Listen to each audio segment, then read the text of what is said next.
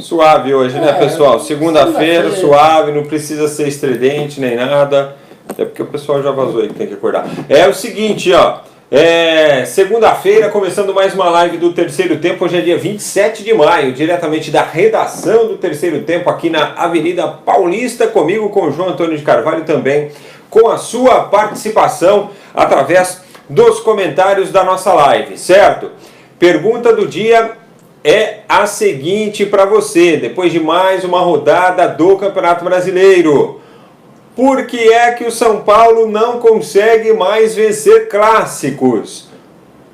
João Antônio tem um levantamento aqui, ó, do último clássico vencido pelo São Paulo e de lá para cá, quantos jogos já se passaram? Por que é que o São Paulo tem enfrentado esta dificuldade contra os principais rivais aqui do estado de São Paulo? Ontem não foi diferente, jogando lá na Arena com o gol do Pedrinho no comecinho da partida, com 6 minutos, primeiro chute do Corinthians no gol, a bola desviou e o Corinthians venceu o São Paulo por 1-0. Depois, São Paulo tentou, mas não conseguiu sequer chegar a um empate contra a equipe corintiana. Corinthians que de crise depois de 3 vitórias seguidas, sendo 2 no Campeonato Brasileiro, já está no G4 da competição. Palmeiras segue líder, venceu mais uma no sábado, tem polêmica com relação à utilização do VAR.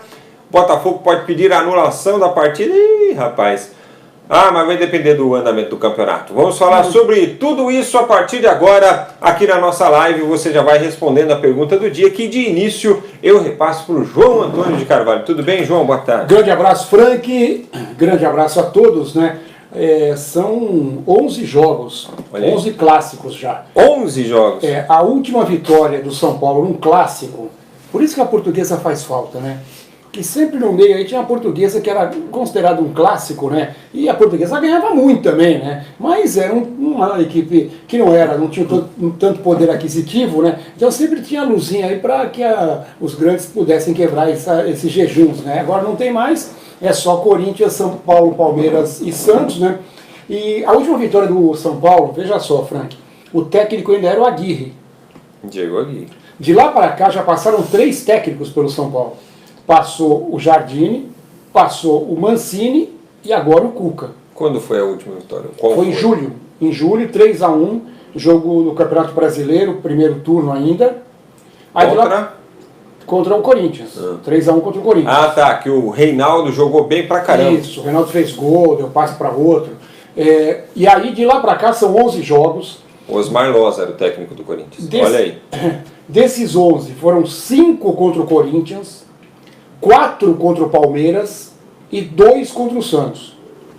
2. Contra o Santos foi no ano passado no Brasileiro, segundo turno, e agora no Campeonato Paulista no começo, com o São Paulo, e o Santos ganhou 2-0. Contra o Palmeiras foram os 2 jogos aí das semifinais, né? Foi jogo do Campeonato Brasileiro do ano passado, e foi também da primeira fase do Campeonato Paulista desse ano, aquele gol do Carlos Eduardo. E o Corinthians já foram 4 jogos só nesse ano. Só nesse ano. E 3 vitórias do Corinthians e um empate. O Corinthians ganhou no primeiro turno, ganhou na final, 1-0 o gol do Wagner Love, o 2-1.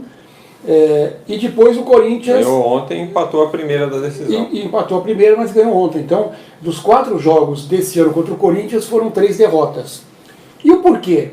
Porque o São Paulo hoje é um time desestruturado. Não hoje, vem já de muito tempo. A gente já conversou aqui. O São Paulo está tentando se remontar, mas isso não é feito, não adianta.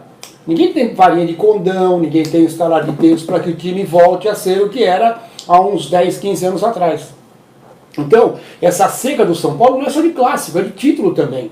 Isso aí reflete, está na cara. E aí, hoje, o time que enfrenta o São Paulo num clássico, ele não tem mais o respeito que tinha em anos anteriores. Tanto que o Corinthians ontem começou o jogo em cima, porque sabia que dava para ganhar. Fez um gol logo no começo, não foi aquele Corinthians medroso, falta muito ainda para o Corinthians ser um time que vai dar tranquilidade ao treinador, ao torcedor em relação ao ataque. Mas engoliu o São Paulo. São Paulo teve algumas chances, claro, como teria que ter num clássico, mas esse é o panorama. O São Paulo, o torcedor, está cada vez mais desiludido. Alexandre Pato foi muito mal ontem, parece que ele sentiu demais as vaias, a pressão do torcedor do Corinthians. E o São Paulo é isso. O São Paulo não é que ele vem mal nos clássicos. Ele vem mal nos clássicos, vem mal na conquista de títulos, vem mal em relação a contratações. O São Paulo vem mal da diretoria, de cima para baixo. Então esse é o espelho. Por isso que acontece isso. Bom, pessoal, eu vou começar a ler aqui as mensagens que vocês estão mandando pra gente. Vou compartilhar a live também. Peço que você faça o mesmo, certo? Compartilhe aí a nossa live, já os comentários de vocês. Agora vou passar uma informação aqui. Na realidade é uma utilidade pública, mas é algo que pode ser útil para todos nós seres humanos, tá bom? E só vou falar porque eu conheço, eu sei do que eu estou falando, tá bom? Vamos ajudar o pequeno Davi a realizar o sonho de jogar futebol. Você já está vendo a imagem aí, passos para Davi. A Rita Straiotto é a mamãe do Davi e da Valentina. Eles são gêmeos, nasceram prematuros extremos, ou seja, muito novinhos na gestação, né? E que passaram muito tempo no hospital. Tiveram, por isso, paralisia cerebral e enfrentaram e enfrentam muitos desafios até hoje. A família Straiotto mora aqui no ABC, em São Paulo, na cidade de São Bernardo, aqui na Grande São Paulo, São Bernardo do Campo. Hoje, as crianças têm 4 anos. A Valentina tem uma condição que é um pouco mais severa do que a do Davi. O Davi anda com o auxílio do carrinho, fala bastante, fala pelos cotovelos, é um menino muito ativo, assim para frente, né? Frequenta uma escolinha, é um fofinho o Davi. E é aí que começa o sonho do Davi e da família dele. O Davi quer andar e jogar futebol como outras crianças. Ele é um corintianinho fanático e ama futebol. E ele só conseguirá se for submetido a uma cirurgia que é realizada por um médico especialista nos Estados Unidos. Esse procedimento já existe até aqui no Brasil, porém ainda é algo que está começando, e ao contrário dos Estados Unidos. Lá na América, eles já contam com mais de 4.000 cirurgias deste tipo realizadas com sucesso. A Rita, a mãe do Davi, criou então o projeto Passos para Davi. Você está vendo a imagem aí no seu monitor.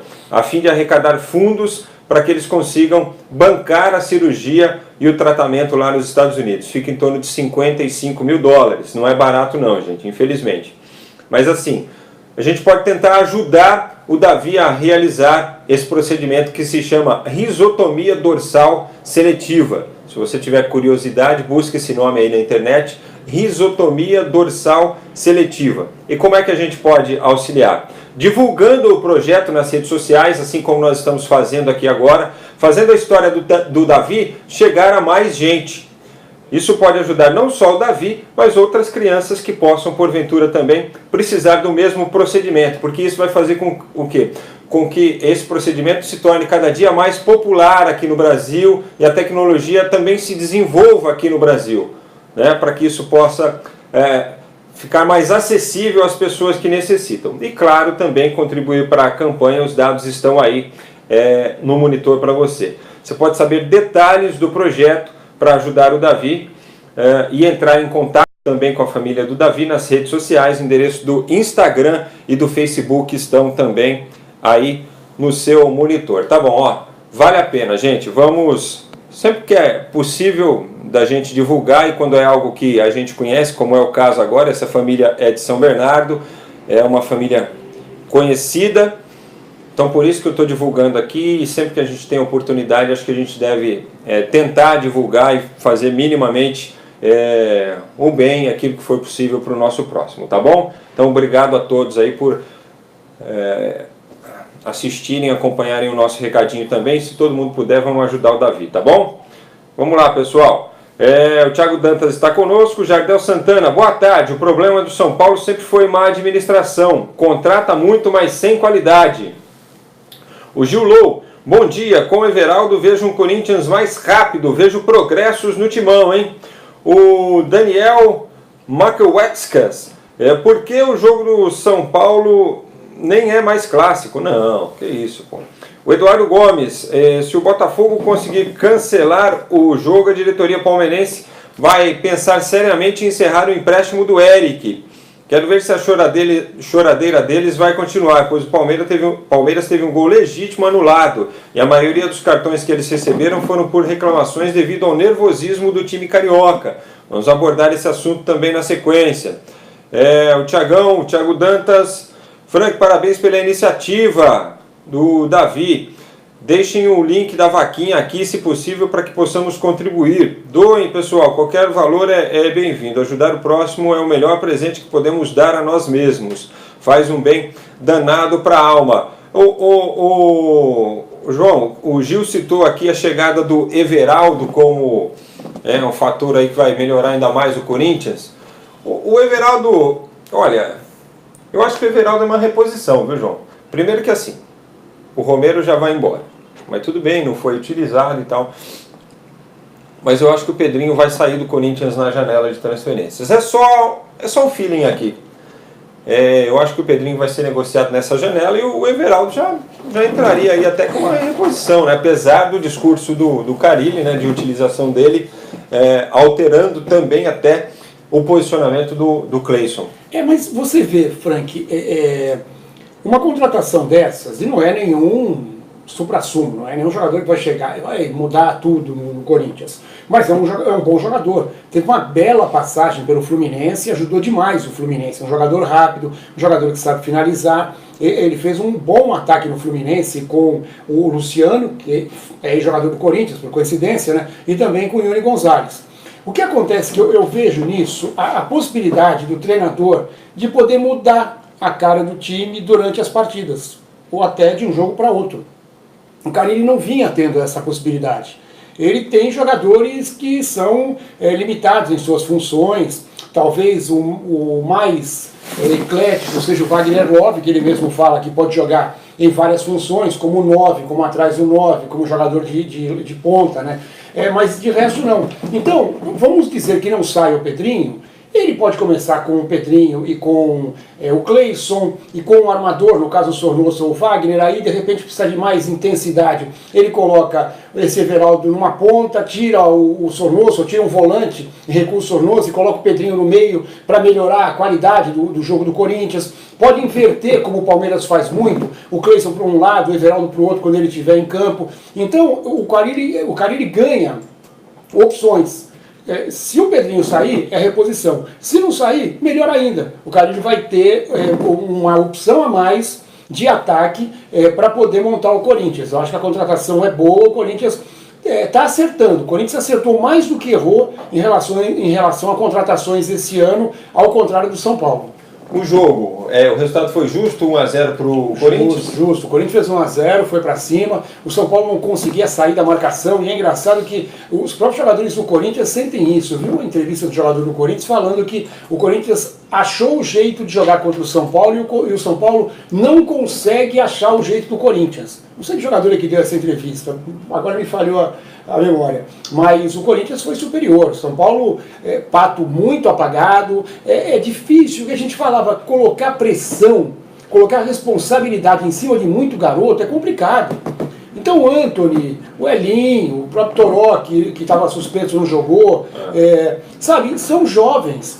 O Igor Gomes, ele fez 2 gols naquele jogo lá contra o Ituano, já colocaram o Igor Gomes como o novo Kaká. Fizeram matéria, semelhança, cabelinho jogadinho, meio de família assim mais tradicional. Nossa, meu cara fez 2 gols só no jogo contra o Ituano. Então, quer dizer, o São Paulo, isso aí é culpa do quê? Da crise que o São Paulo vem tendo, a crise técnica. Qualquer jogador que faz um bom jogo já vira herói. O Antony virou herói de uma hora para outra, o Elinho tinha virado no ano passado, depois caiu de novo, o Toró virou a bola da vez esse ano. Então é muito difícil você jogar a responsabilidade em cima de muitos garotos. É muito complicado isso. Mesmo quando o São Paulo lançou os menudos, tinham jogadores, tinha uma zaga com o Oscar, Dario Pereira, sabe? E a zaga do São Paulo, ela não é uma zaga que passe confiança. De novo, ontem, foram em vários momentos, o Corinthians poderia ter aumentado o placar por problemas da defesa do São Paulo. A lateral direita não se acertou até agora. Os zagueiros, eu vejo o Arboleda como bom no jogo aéreo, mas ele não é nenhum grande jogador por baixo.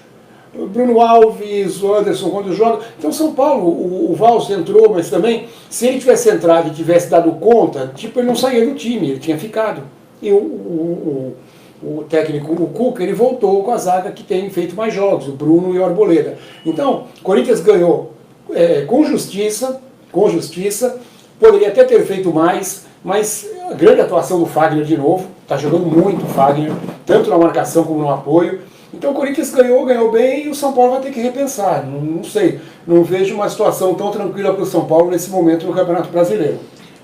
O São Paulo que empatou com o Flamengo, depois teve aquela vitória sobre o Fortaleza e aí não venceu mais, né? E pior do que isso, não marcou gols desde então. 2 jogos contra o Bahia, 0-0, derrota por 1-0 e a derrota por 1-0 para o Corinthians. De repente começou a patinar já no Campeonato Brasileiro e pior, né? Colocou em risco a classificação na Copa do Brasil, né, João? Muito. O São Paulo está no G4 ainda, tem 11 pontos, mas, por exemplo, foi ultrapassado pelo próprio Corinthians. É claro. E pode sair do G4 se o Goiás vencer o jogo. Se o Goiás ganhar o jogo é fora de casa, né? Mas se ele ganhar o jogo, ele ultrapassa o São Paulo sai do G4.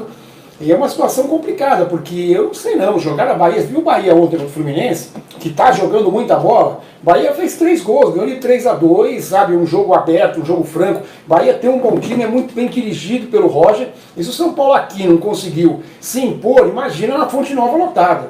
Então eu acho que a situação do São Paulo é bem difícil, por isso que antes de começar o campeonato eu colocava o São Paulo como incógnita. Eu achava que o São Paulo tinha bala para brigar por Libertadores, mas ia depender muito de como ele começasse o campeonato, porque é um time que tem muitos garotos, alguns jogadores não estão no seu melhor, o Hernanes não consegue jogar, entrou ontem de novo e não foi aquele jogador que se esperava, o Pato veio, parece que já está começando a cair naquele jogo dele de sempre, né, que começa bem, depois, para que eu vou jogar bola? Estou namorando a filha do Silvio mesmo, vou pegar o baú e vou sair pelo mundo e tal. Eu não duvido não, viu, Frank, sinceramente, apesar de toda essa polêmica que fizeram, esse carnaval todo que fizeram, eu não duvido que daqui a uns 2 meses o Pato os empresários já resolvam arrumar um outro caminho e o Pato possa voltar para o futebol do exterior. Viu? Olha, Paulo de Souza perdeu a dignidade respondendo a nossa pergunta por que o São Paulo não vence mais clássicos. O Gabriel Henrique, Corinthians e São Paulo é a mesma coisa de WO. A gente ganha fácil, ele quis dizer aqui. Marcelo Rodrigues, o São Paulo não consegue jogar em clássico, mas mesmo assim está bem na tabela. Faltam os 2 reforços pontuais. Olha, eu acho que assim, além desse atacante de referência e de um lateral, que o Igor Vinícius ontem, principalmente no segundo tempo, coitado do menino, olha, ele teve um lance ali com o Bruno Alves. O Bruno estava chegando para fazer a cobertura, ele deu um passe para o atacante do Corinthians e tirou o Bruno Alves da jogada. Bruno Alves teve que virar para ele e falar: garoto, tem um pouco de calma, pelo amor de Deus. Aí o Cuca, tanto que o Cuca tirou para entrar o menino, Cacanova aí que você falou, o Igor Gomes, que também entrou, jogou o Hudson lá para a lateral e aí, aí as descidas lá acabaram. Também o Hudson não passou do meio campo. Agora um menino extremamente nervoso. Só que ele perde o meio campo, né? Quando você põe o Hudson lá. E assim, quando tem um jogador nervoso, que você não pode confiar dentro de campo, desestrutura todo o time. O técnico teve que tirar o jogador para tentar dar uma equilibrada. É difícil, né? É complicado. É aquela história que eu contava. Então precisa de um lateral precisa de um atacante.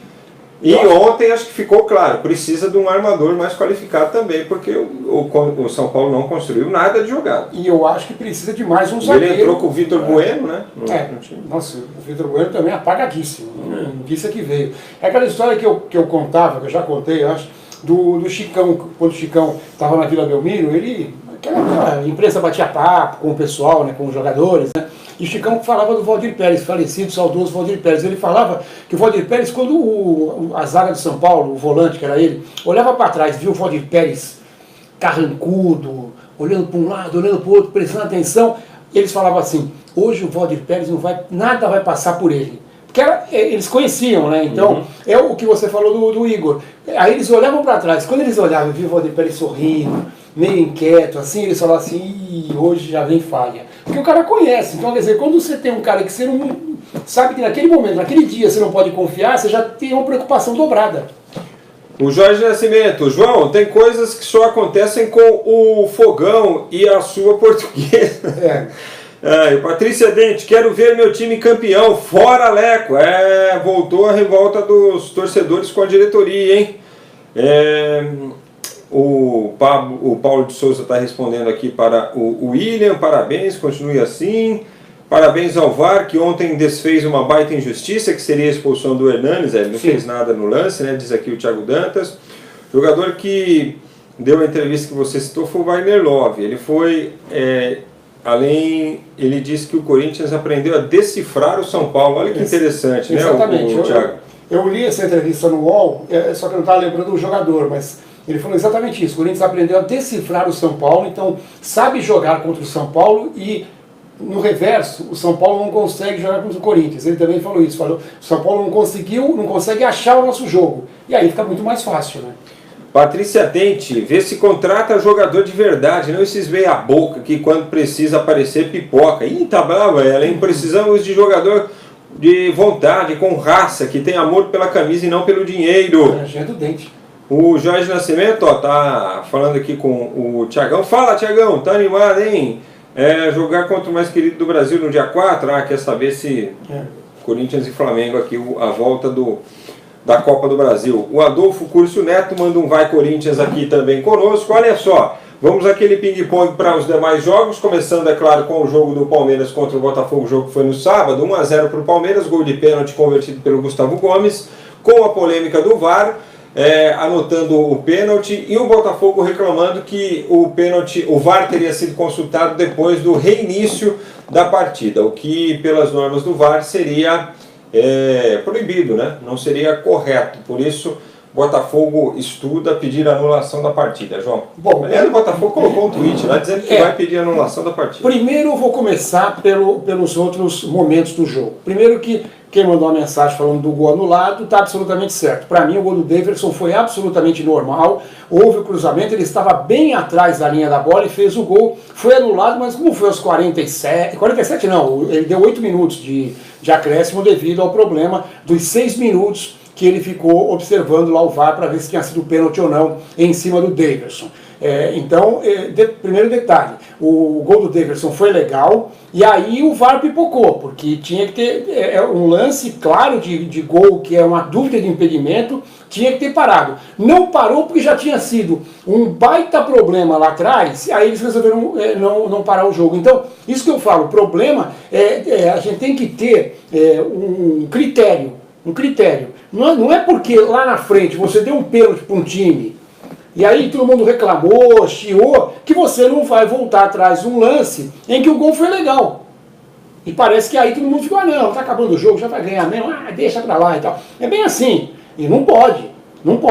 O Palmeiras está na liderança, ganhou o jogo, era mais um golzinho de saldo pro Palmeiras. Esse é um ponto. Segundo, reclamação de cartão amarelo, o Botafogo estava ultra pilhado no jogo. O Botafogo estava pilhado demais. Então o Botafogo foi para cima, queria ganhar no grito, o Cícero, o João Paulo, quando levou o cartão, realmente fez uma falta, deu uma solada. Então, olha, talvez tenha um ou outro dos 10 que o Botafogo tomou que possa ter sido discutível, mas a maioria foi absolutamente normal. E no lance do Daverson, aí é que entra. O lance em si, ele entrou assim. O porquê que foi colocada essa ação do VAR? Eu acho que no primeiro momento não foi nem a intenção do pênalti. Foi porque o Daverson caiu de um jeito e levou cartão amarelo, e o VAR pode corrigir cartões, e viram que o Daverson não estava forçando, ele não se jogou, ele caiu realmente. Aí chamaram o árbitro, aí ele foi ver que houve um pisão, que o próprio jogador do Botafogo disse, pisei no pé dele, mas se marcar isso aí toda hora no jogo... Então, foi uma questão de interpretação. Que houve o pisão? Houve. Então, para mim, o árbitro não errou na marcação do pênalti e tiraram o cartão do Daverson. O problema que o Botafogo alega é que a bola já tinha sido colocada em jogo e aí ele parou a jogada para poder consultar o VAR. Aí é outro problema. Eu não sei como é que está essa orientação. Pelo que eu soube, quando a bola entrasse em jogo não poderia mais ser consultado. Estaria realmente equivocado. Agora, daí a anulação de um jogo, eu acho que o caminho é muito distante. Eu não vejo como o Botafogo possa conseguir isso. O problema, tudo que eu entendo é que assim, o cidadão pisou no tornozelo do Daverson e ele se atirou sim, ele mergulhou. Pelo mergulho ele recebeu o cartão amarelo, né? Eu nunca vi o jogador também pisar no... Se ele cai, pisa, o cara pisou, se ele leva a mão no tornozelo e cai, no mínimo ele já... Se ele fica 1 minuto ali caído, reclamando, rodando para lá, rodando para cá, tá fazendo cera ou tá exagerando, não sei o quê... É um tempo que ele já dá para o VAR ser consultado ali. Não daria brecha para ter um reinício de partida. Então o jogador vai começar a ficar esperto nisso e o jogador adversário vai ficar esperto naquilo que o Botafogo também tentou fazer. Colocar a bola ali e começar o jogo o quanto antes. Tem uma imagem circulando por aí do árbitro erguendo o braço e pedindo para o jogo seguir, como se estivesse dando autorização, né? Então assim, se tiver que anular o jogo, se for algo para este caso, vai ser por conta da arbitragem, né? Porque a marcação, no fim das contas, ela foi correta. E agora ficou mais complicado, né, Frank? Porque a bola não precisa mais sair da área pela nova regra. Então, quando você dá um toque na bola, claro, o jogador do Botafogo rapidamente quis sair jogando e a bola estava dentro da área. Num lance, numa antiga regra, a bola não teria saído da área e teria que voltar para bater. Então, o que o árbitro pode alegar é que o jogador do Botafogo tocou na bola, mas ainda não tinha sido autorizado, que era para sair jogando. Talvez o árbitro possa tentar aliviar para o seu lado. Mas eu vejo a imagem, realmente, para mim, tinha dado a autorização para que o jogo reiniciasse. Não sei se é para tanto, mas é o seguinte, vai dar pano para manga, vai dar uma dorzinha de cabeça para o STJD. Olha aqui, o Josmar Silva, lembra que eu falei sobre o São Paulo? O jogo contra o Bahia é o do ano. O Thiago Dantas está mandando um abraço para a galera que está na Watch Party lá, que ele está fazendo do programa, hein? E vai Corinthians, ele mandou aqui, ó. Vamos lá agora, aquele ping-pong. Grêmio 1, Atlético Mineiro 0, primeira vitória do Grêmio. Resultado normal, o Grêmio tinha que se recuperar, jogou mais que o Atlético. O André perdeu um pênalti de novo. Mais um? De novo, nossa senhora. Aí põe a culpa no treinador. E o Viseu entrou, 4 minutos depois que entrou, já fez um gol de bela feitura. Resultado normal, o Grêmio ainda não é o Grêmio que se espera, aquele Grêmio que o Renato Gaúcho fala que tem nas mãos e não tem nesse momento. E o Atlético é isso, o Atlético é um time também regular. O Atlético vai brigar por Libertadores da América e olha lá, eu acho que essa posição não é que é enganosa, é que começou agora o campeonato, o Atlético teve vitórias boas, mas não conta o Atlético brigando pelo título. Santos 0, Internacional 0, jogo na Vila Belmiro, esperava gols nesta partida, hein? Esperava também, só que o Santos não tem centroavante, o Santos continua com esse problema, o São Paulo de novo chiou, falou que já pediu um camisa 9 há 2 meses e até agora ninguém se mexeu no Santos para contratar, né? E o VAR acabou acertando nas 2 vezes, eu entendo. No primeiro lance, no Guerreiro, ele estava impedido, quando ele passou para o Bahia de fazer o gol. E no segundo, acho que o Rodrigo forçou. Houve o toque, só que o Rodrigo já tinha pulado. O Rodrigo jogou na direção da perna do jogador do Internacional. E por isso eu acho que também foi bem marcado, foi bem anulado a marcação do pênalti em cima do Rodrigo. 0-0, o resultado que ficou bom para o Internacional, que soube jogar contra um time perigoso do Santos, mesmo não tendo um camisa 9. Santos que nesse momento apresenta o Marinho lá no CT Rei Pelé, confirmada a contratação no sábado, com o David Braz indo para a equipe do Grêmio e o Santos pagando uma bala ainda, mais de 4 milhões de reais ao Grêmio para ter o Marinho. Pedro Maravelli fala aqui, ó, e o pênalti no Rodrigo? Foi muito pênalti na opinião dele. Ele diz que o zagueiro do Inter foi imprudente e assumiu o risco do contato. Opinião do Pedro Maravelli, divergente aqui com relação à do João e também da arbitragem. Ô João, Flamengo 3, Atlético Paranaense 2, um jogo com 2 viradas, e a galera do Flamengo lá, o torcedor, tava pilhado, tava na bronca lá até o fim do jogo, hein?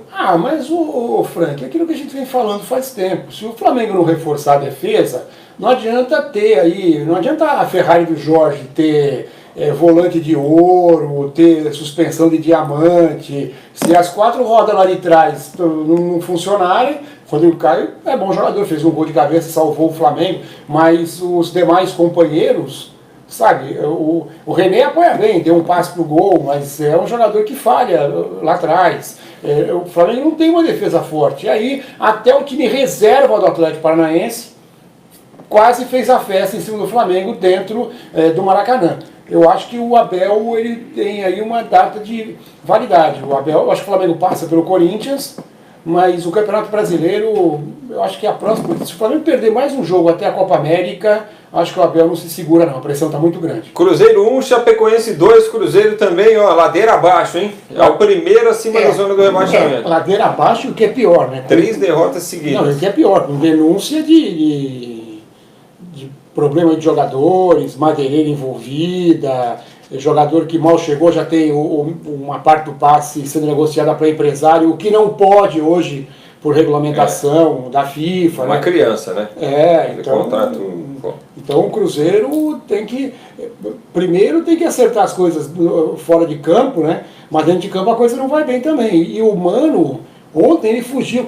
Por isso que eu vejo que tem horas que o técnico começa a perder a mão, começa a se sentir fragilizado. O Carille fez isso contra o Flamengo. O Carille não joga sem 2 volantes nunca, nem aqui nem no Japão. Aí contra o Flamengo ele cismou, num jogo de decisão de Copa do Brasil, jogar com um volante só e recuar o Sornosa. Quem fez isso ontem foi o Mano. Tudo bem que era o adversário mais fraco, a Chapecoense, porque fazer isso no jogo contra o Flamengo é mais suicídio do que fazer esse teste contra a Chapecoense no Brasileiro. Mas o time que já vem mal, não dá para fazer teste.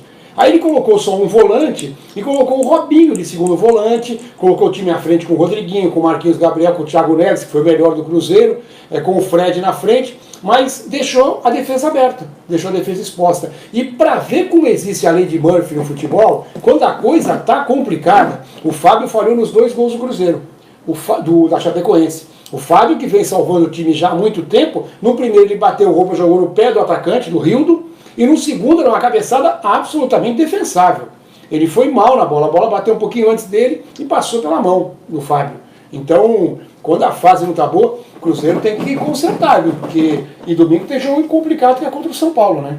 Robertinho Nascimento, time do São Paulo tá 0, a Patrícia Dente, temos que cobrar mesmo, porque senão vai ficar nessa mesmice e não vamos ganhar nada, sou tricolor sim, não vejo a hora desse time acordar e ganhar títulos, ô louco! Ai, Fortaleza 1, Vasco da Gama também 1, Vasco mais uma vez sofrendo um gol no final, né? No jogo anterior fez um gol no finalzinho e o Fortaleza terminando o jogo com um jogador a menos. Mas bom resultado para o Vasco, né? O Vasco está se reerguendo, teve a saída aí no meio de semana do Maxi Lopes, que vinha sendo um jogador importante até para o grupo, né? Não digo nem tanto dentro de campo, ele voltou essa temporada muito pesado, né?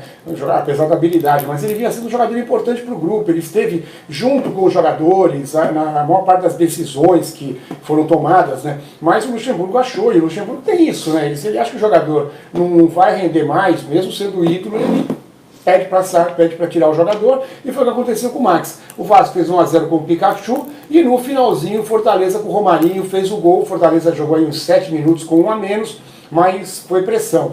Para o Vasco, o resultado não é totalmente decepcionante. Decepcionante por tomar o gol no final. Mas um ponto contra o Fortaleza não é de se lamentar, porque é um confronto direto.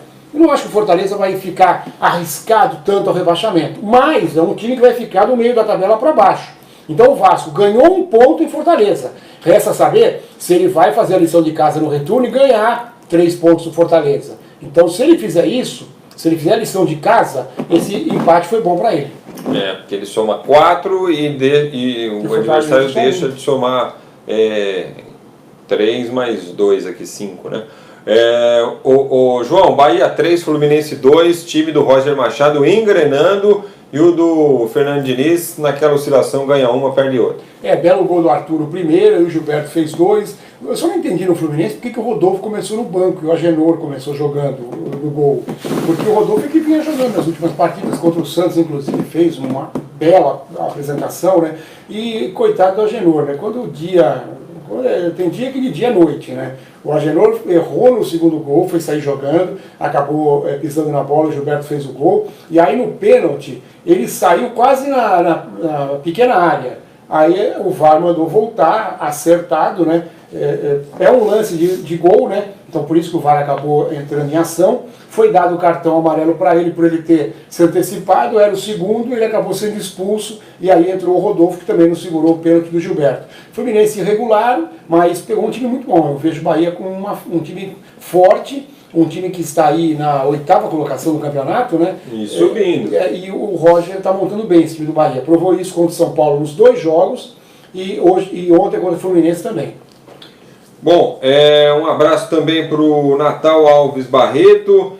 Boa tarde, o São Paulo não ganha clássicos porque o time joga sem vontade, sem garra. Tem que dar o sangue. O São Paulo é um time grande. Ou os jogadores jogam com vontade ou bota para fora. Os jogadores, né? O Luciano Salles, é simples, porque é um time de frouxos, de medrosos, sem brilho nem vergonha na cara. Para eles, se perder, perdeu. Tanto faz, não temos diretoria, não temos oposição, não temos preparação física e não temos time. O São Paulo hoje no futebol só tem o seu estádio e sua torcida, e só. Eita, Luciano tá bravo, hein? Tá bravo. O torcedor de São Paulo tá na bronca. E com razão, gente, com razão. Tá fácil não. Hoje mais 2 jogos complementando a rodada, Avaí, Ceará, CSA e Goiás. Os detalhes aqui. Equipes que estão brigando na parte de baixo da tabela, exceção feita ao Goiás, que tem surpreendido, pelo menos a mim, no Campeonato Brasileiro, e hoje joga lá em Alagoas. Então, pode falar dos 2 jogos aí, pitacos rápidos. Eu acho que os 2 times melhores jogam fora de casa. O Ceará e o Goiás são melhores que o Avaí e que o CSA. No jogo do CSA, o Goiás faz uma campanha surpreendente, também me surpreende. Eu colocava o Goiás como um forte candidato a brigar para não cair, e por enquanto o Goiás está lá em cima, né? E o Ceará eu vejo melhor time que o Avaí. Então, o tipo do jogo é aquele jogo como o do Vasco. Um empate para Ceará e para Goiás, eu acho que fica de bom tamanho, porque é aquele jogo que, se fizer a lição de casa também no retorno, vão estar levando vantagem contra adversários diretos. Avaí e CSA têm obrigação de ganhar se querem pensar em não serem rebaixados nessa temporada. Bom, o Goiás, em caso de vitória fora de casa, pode saltar lá para o G4, pode saltar para terceiro, né? O que seria uma campanha e tanto neste início de competição. Só passando para vocês, o Z4 tem Grêmio, Avaí, CSA e Vasco da Gama. O CSA e o Avaí jogam esta noite, podem ir a 6, ultrapassariam o Grêmio, mas continuariam na zona do rebaixamento porque permaneceriam atrás do Cruzeiro, porque o Cruzeiro tem 6 pontos, mas são de 2 vitórias. E o CSA e o Avaí não venceram ainda, né? E lá na parte de cima da tabela, o Palmeiras tem 16 pontos, abriu 4 para o segundo colocado, que é o Atlético Mineiro com 12. O Corinthians foi a 11, mesma pontuação do São Paulo. O Corinthians é o time que mais subiu com os resultados até o momento, ganhou 5 posições na tabela de classificação. Fechando o G6, né, o São Paulo é o 4º, tem o Santos também com 11, e aí o Flamengo, que saltou 3 posições, está com 10 pontos ganhos, mas o Goiás pode também ultrapassar essas equipes em caso de vitória, porque tem 9, pode então ir a 12 pontos e se juntar ao Atlético Mineiro. Seria demais aí, hein? Muito e bom. Com 3 vitórias iria a 4 também, ó. Aí ficaria saldo de gols para as 2 equipes aí, para tirar o desempate, mas já é uma grande campanha do Goiás nesse início de Campeonato Brasileiro. E parece que o Palmeiras, não tenho certeza absoluta, mas parece que na era de pontos corridos, numa rodada como essa, a gente não teve nenhuma vantagem tão grande. Não houve uma vantagem de 4 pontos no início. Tudo bem que está muito cedo e tudo, mas até aqui, a gente, em 6 rodadas, em campeonatos anteriores, em um deles, o líder na 6ª rodada abriu 4 pontos. Que o Palmeiras, ele mesmo que perca na próxima rodada, ele continua líder. Então, um ótimo começo da equipe do Palmeiras, ajudado pelos resultados equilibrados de outros. E Palmeiras, com os resultados do fim de semana, passa a ser a única equipe também invicta na competição, né? Já que o São Paulo também não tinha sido derrotado, acabou perdendo para o Corinthians. Ana Maria Jansen, oi! Oi! Oi! O Douglas Oliveira, lembra aquela vez que eu falei para você que o São Paulo está sem ânimo? Continua assim, vai dar ruim mais para frente. Em Joás Brito, o Palmeiras será o campeão do primeiro turno, ele diz aqui. O Ramone Ártico está acompanhando a gente. João, não pode falar Vasco, senão a live cai, João. Jorge, hein? O Douglas Oliveira, jogadores do São Paulo ganham uma fortuna, traz jogadores para fazer isso, só tem derrota, um time que tem 3 títulos mundiais, não merece passar por esse vexame. Douglas Oliveira, torcedor na bronca.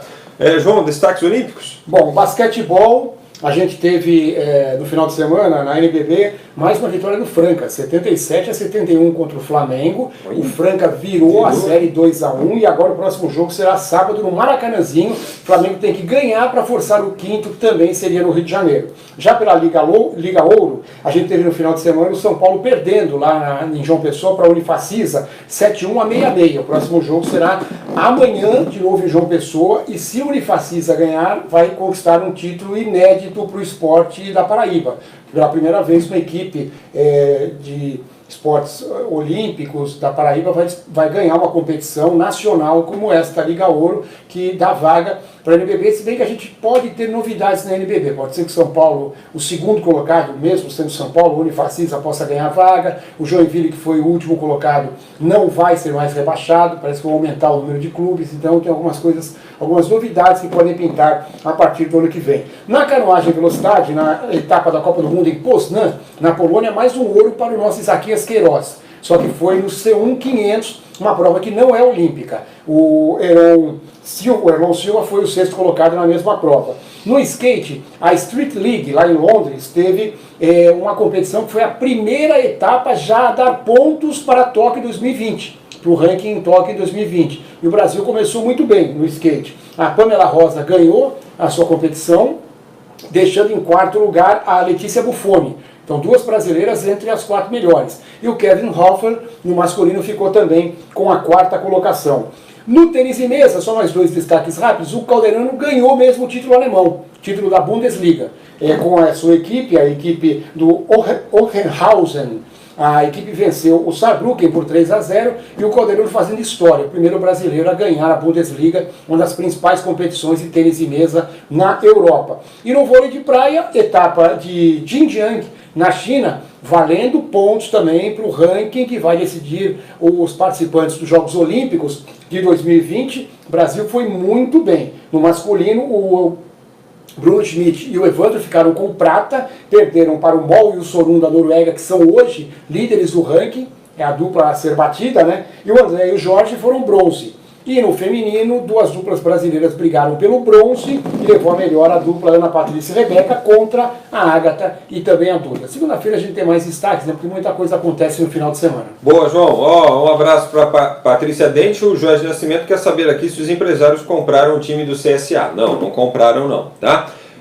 Pessoal, queria agradecer a todos que participaram aí da nossa live. Muito obrigado. Se você gostou, deixa um like aí pra gente, compartilhe. E vou deixar vocês, com a imagem aí da campanha Passos para o Davi, tá bom? Para você anotar aí direitinho, número da conta, as redes sociais, se você quiser compartilhar, trazer mais gente para conhecer o projeto e para conhecer a vida também do Davi e da Valentina, tá bom?